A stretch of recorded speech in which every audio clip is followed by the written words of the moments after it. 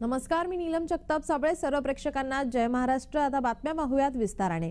मनोज जरांगे आपल्या मूळ गावी मातोरीमध्ये आहेत. आज पुन्हा पुढील मार्गक्रमण हे सुरू होणार आहे. जरांगेंसोबत राज्यभरातून हजारो मराठे मुंबईला निघालेत.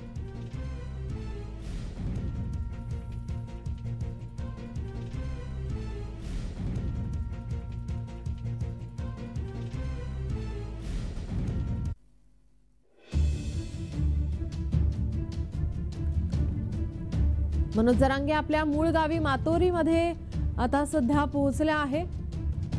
शनिवारी मनोज जरांगे हे अंतरवली सराटीमधून निघाले होते.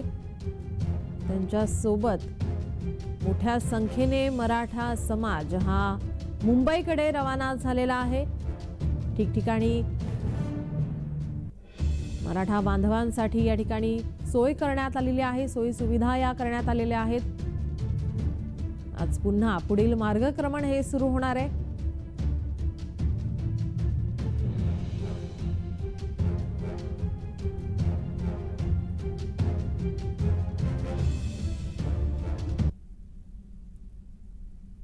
आपले प्रतिनिधी विजय चिडे आपल्या सोबत जोडलेले आहेत. विजय, आज पुन्हा एकदा पुढील मार्गक्रमण हे सुरू होणार आहे. मोठ्या संख्येने आपण पाहतोय मराठा बांधव हे मनोज जरांगे यांच्या सोबत आहे. मराठा समाज हा एकवटेला पाहायला मिळतोय. नक्की नीलम, जर बघितलं तर सध्या सराटी अंतरवाली या ठिकाणून मनोज जरांगे पाटील हे आता मुंबईच्या दिशेने रवाना झाले. आज त्यांचा मातुरी या ठिकाणी मुक्काम संपन्न झाला.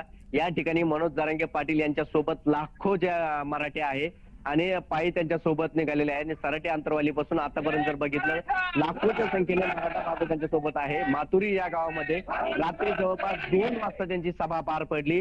या सभेमध्ये मनोज जरांगे पाटील यांचे मार्गदर्शन केले. त्याचबरोबर जर बघितलं तर आज सकाळी देखील मनोज जरांगे पाटील हे आज 9 वाजता जे मराठा समविमोक आहेत त्यांना मार्गदर्शन करणार आहे.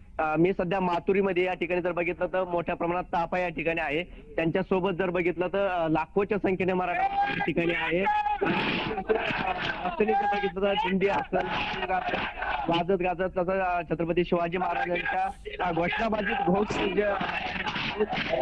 ते या ठिकाणी दाखल झालेले आहे. आणि मातुरी या ठिकाणी बघितलं त्यांची मोठ्या प्रमाणात सुविधा करण्यात आली होती. जेवणाची यावेळी व्यवस्था करण्यात आली होती. त्याचबरोबर आज सकाळच्या त्यांना आंघोळीची नाश्ता पाण्याची देखील मातुरी गावामध्ये मराठा स्वयंसेवकांकडून सुविधा करण्यात आली होती. माझ्यासोबत बोलण्यासाठी काही जण आहेत. काय सांगाल बाबा? आरक्षणासाठी निघालो. कुठून आले आहात? बीड जिल्ह्यातून गंगनाथवाडी. कुठे चालले? मुंबईला. तसे अजून देखील माझ्यासोबत काही मराठा बांधव आहेत. काय सांगाल तर? आम्ही कालपासून बीड ते अंतरवली सराटी इथपर्यंत गेलो होतो आणि त्यानंतर आता डायरेक्ट मुंबईला कूच केलेली आहे आम्ही. आणि जोपर्यंत आरक्षण भेटत नाही तोपर्यंत आम्ही मुंबई सोडणार नाहीये. आणि आमचं हक्काचं आरक्षण असताना आम्हाला हे का आरक्षण देत नाहीत हाही महत्वाचा मुद्दा आहे. 54 लाख नोंदी सापडल्या असताना आम्हाला हे आरक्षण देऊ शकत नाहीत. जर आमचं नोंदीच नसत्या त्यांनी आम्हाला काय दिलं असतं हा एक सर्वात महत्वाचा मुद्दा आहे. आणि जो सरकार जे आतापर्यंत फेरफार करतंय, घुमाघुमीचे कामं करतंय, जेणेकरून नुसतं देतो म्हणतंय, जेणेकरून आमचे जे मराठा बांधव आहेत जे सगळे आहेत, जेणेकरून जे मराठा बांधव जे आहेत बाकी भरपूर गोष्टीमध्ये आरक्षणामुळं नोकऱ्यामध्ये शिक्षणामध्ये खूप साऱ्या अडचणी येतात. मी स्वतः विजय आपण त्यांना असाही प्रश्न विचारू शकतो की मंत्री केसरकर यांनी सुद्धा सांगितलं होतं की मराठवाड्यामध्ये कुणबी प्रमाणपत्र हे वाटण्यास सुरुवात झालेली आहे. मुख्यमंत्र्यांनी सुद्धा 1 लाखांच्या वरती जास्तीत जास्त कुणबी प्रमाणपत्र हे वाटप करण्यात आलेले आहे. त्यावरती त्यांची काय प्रतिक्रिया समोर येते? सरकार नुसतं मंत्री केसरकर यांनी सांगितलं की कुणबी प्रमाणपत्र वाटप सुरू झाले आहेत. त्याचबरोबर मुख्यमंत्री एकनाथ शिंदे यांनी जवळपास सांगितलं की 1 लाख प्रमाणपत्र हे वाटप झाले. यावरती तुमची काय प्रतिक्रिया करू? पण वेळेच्या अगोदर का देत नाहीत? जर यांना वेळ देतो, 1 महिन्याचा वेळ देतो, 2 महिन्याचा वेळ देतो, आतापर्यंत 7 महिने गेले जवळपास या आरक्षणाच्या बाबतीमध्ये. मग यांना वेळ देऊ नये आमची ही परीक्षा का बघतायत?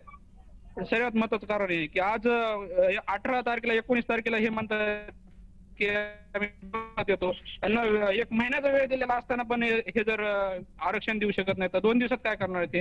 ह्यांचे कर्मचारी, जिल्हाधिकारी सराव असो, तहसीलदार असो, हे काम वेळेत काम करत नाहीत. तर याच्यात स्वतः विजय, मुख्यमंत्री याचे साहेबांनी अपडेट आपण तुमच्याकडून घेतच राहू. तुर्तास धन्यवाद तुम्ही दिलेल्या माहितीसाठी.